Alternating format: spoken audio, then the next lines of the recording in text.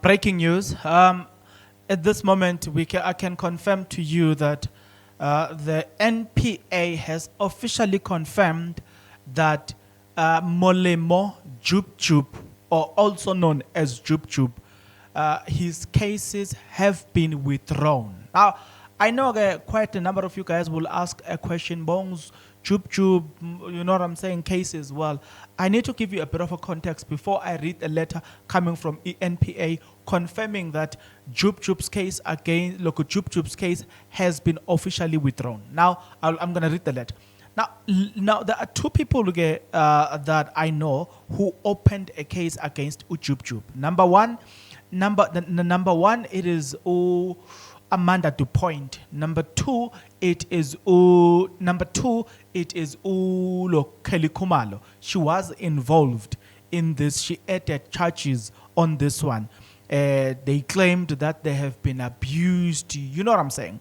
So this came after Molimo was Loco Molimo, also aka Jub Jub.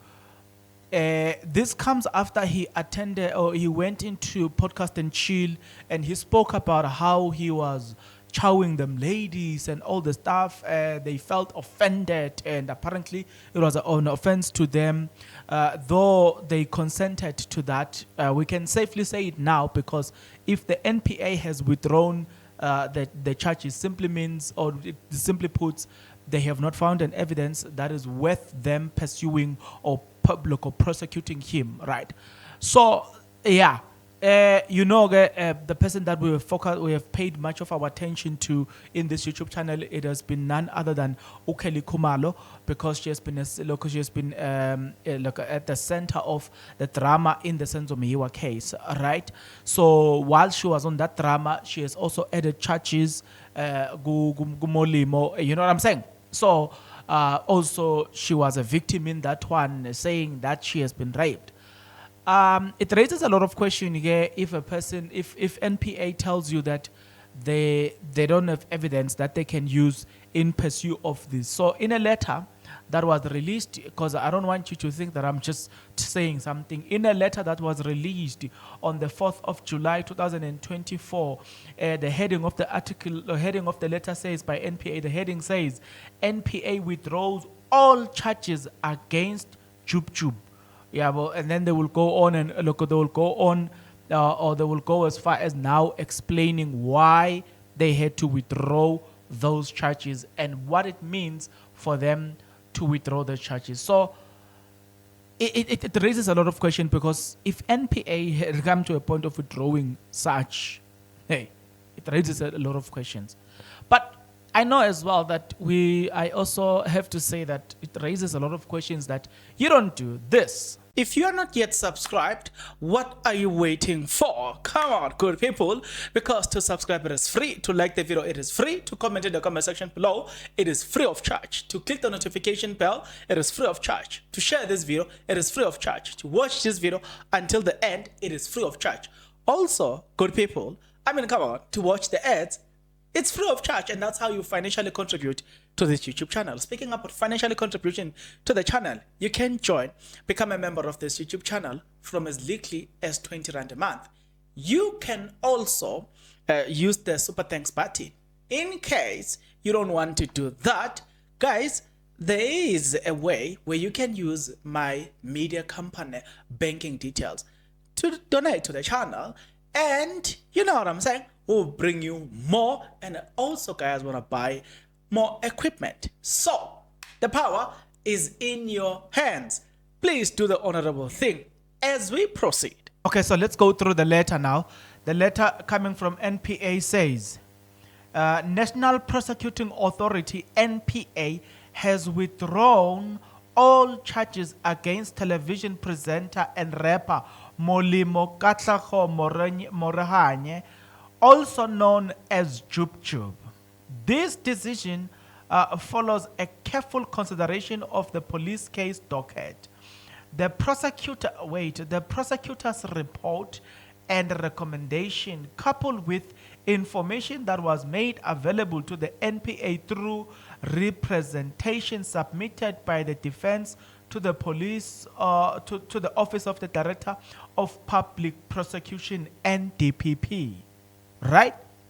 Now, to give you a bit of a summary, look, to give you a bit of a brief in terms of the NDPP, you will remember that it is the NDPP that said they will decide whether or not they will prosecute Abokele Kumalo and everybody that was in that house. They said they will decide that pending the outcome of this case, right, of the current one, docket 636. So they are waiting for docket 636 to come to an end. When it comes to an end, then the NDPP then decide whether or not they will prosecute Abokele Kumalo. So I'm just giving you a bit of a summary. Abokele Kumalo, Longwe, Tumelo, Mthokozisi, Makumalo, as well as this woman who was called to clean up the crime scene, Mapiri. Yes, they said that they will decide as to they are going to prosecute them or not. So I'm giving you context as to the role of the NDPP in the Senzo Meyiwa case. Now let's proceed. In the second paragraph, they said the office of the NDPP concluded that there are no reasonable prospect of a successful prosecution. As a result, the sensible thing to do was to withdraw the charges of rape, attempted rape, assault against Morehane. Paragraph 3. The charges emanated from complaints on Marapanya's ex-girlfriend who laid rape charges in February 2022 against him, alleging that the offenses occurred between 2006 and 2009. After speaking out on social media, 3 other women came forward with similar allegations. Subsequently, a warrant of arrest was issued, and Marahanya handed himself to the authorities and appeared in the Johannesburg Magistrate Court, where he was released on 10,000 bail.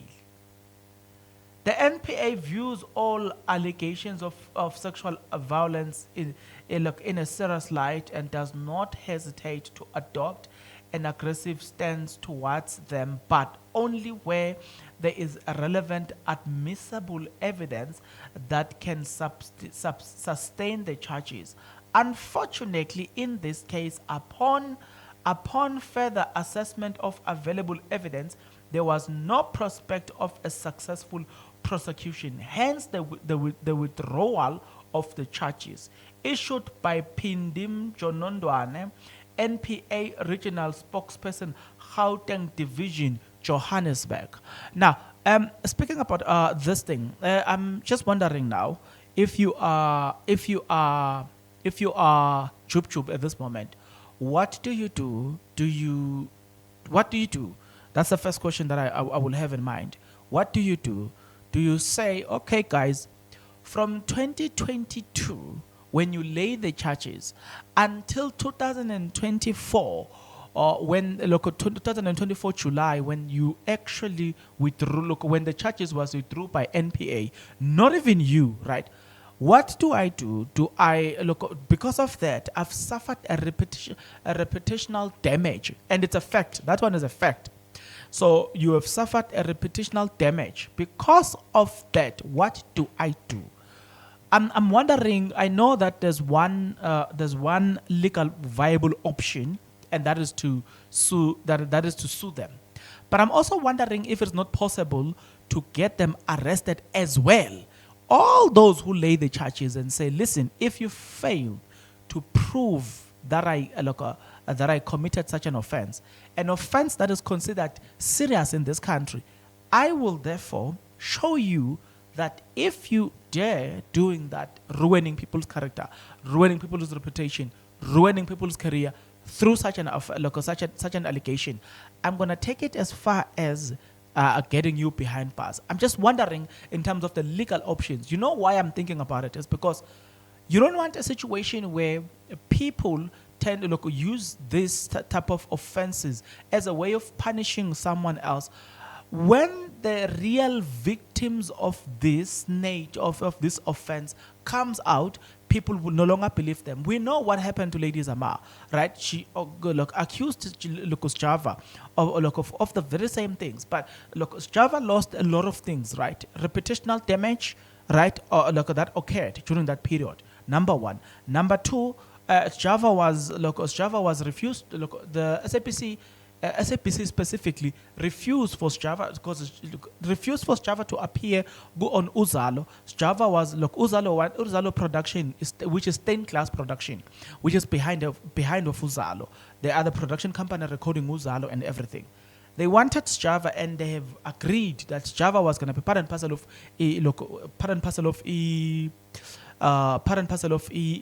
Uzalo.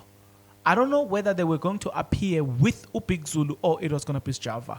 Then later on, Big Zulu replaced Java. I'm not sure, but you'll remember that Big Zulu did act on Uzalo.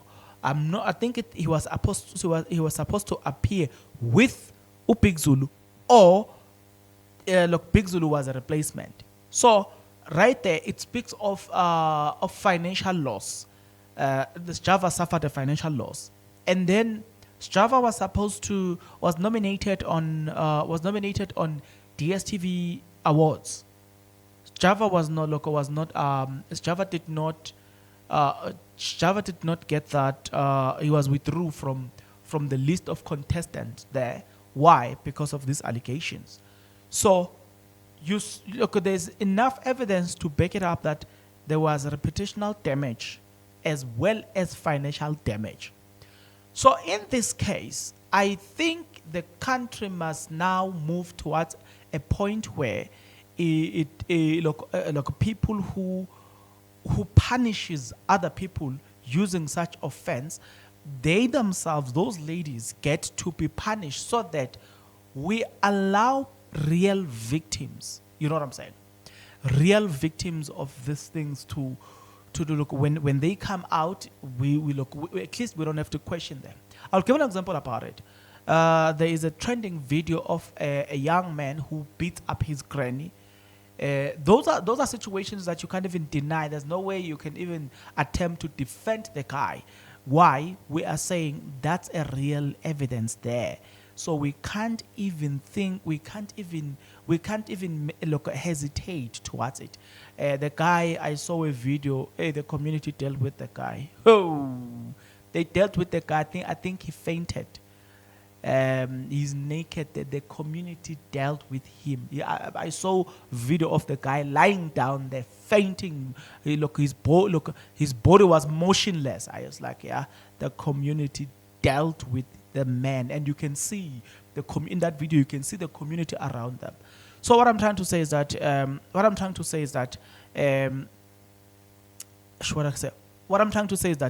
in a situation like that where you see that, okay, this is a matter of it's a real evidence, we can't even doubt that. I don't see a reason why we should question such, but the question of because I know that Kelly Kumalo also was part and parcel of these people.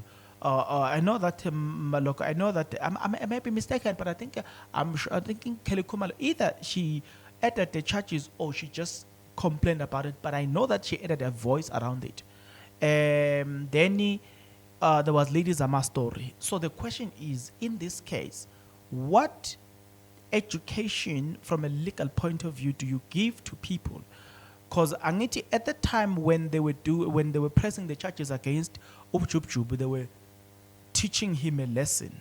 So now that these charges, there's no prospect of winning, what education do you give to the people that wants to use this as a way of punishing men? People don't want to fight fair these days. They don't want to be losers in that fight, so they want to use this smaller things like this. Not even a smaller thing. This is a serious thing, because this must be something that when a person says, "I have been like a victim of such," we must all stand up. You know what I'm saying? But how are we going to react like that in the future when we see this being used without evidence, without anything, just to punish somebody else? What if this man, what if Imojalav have decided then that, you know what, you've been charged, so we're letting you go, right? He would have lost his job. Like what happened to Katlaho at SAPC when he was still also working for auto insurance as well. He lost deals. You understand? What is the, what is, what kind of lesson are we going to teach those that uses these things as a way of punishing somebody, even without an evidence, just because they want a public sympathy?